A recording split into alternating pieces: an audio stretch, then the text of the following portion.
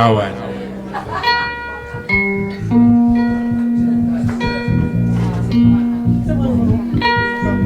Hey, meanwhile they tune, you can tell about the piece, about the text, maybe. Sawan. Yeah, please.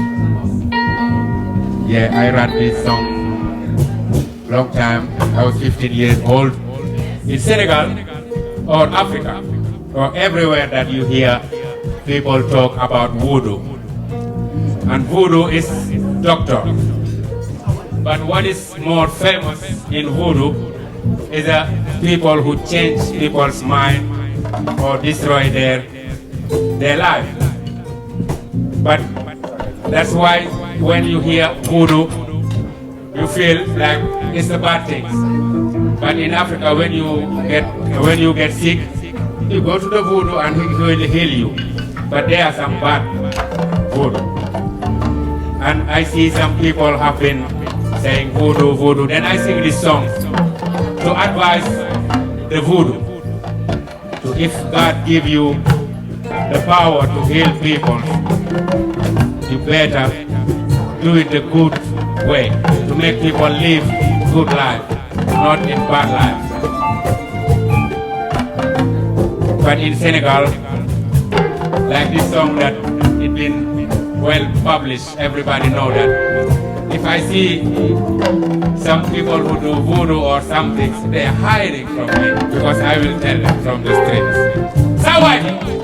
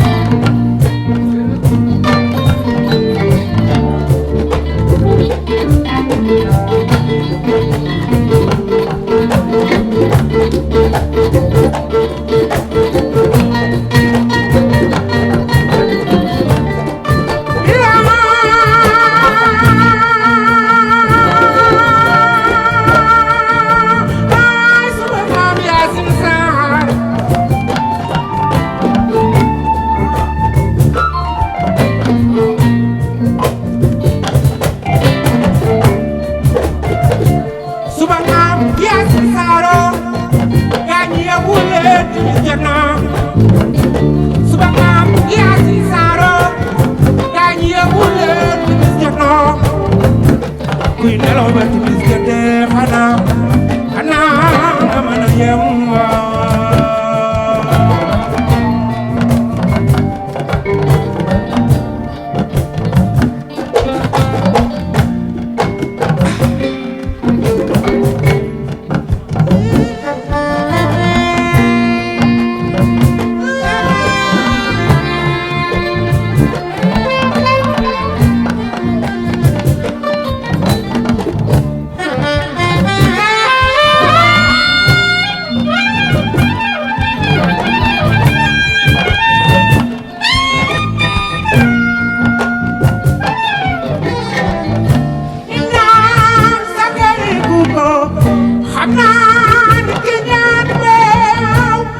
di def lu bon di wax lu bon di ñaani sa vêtement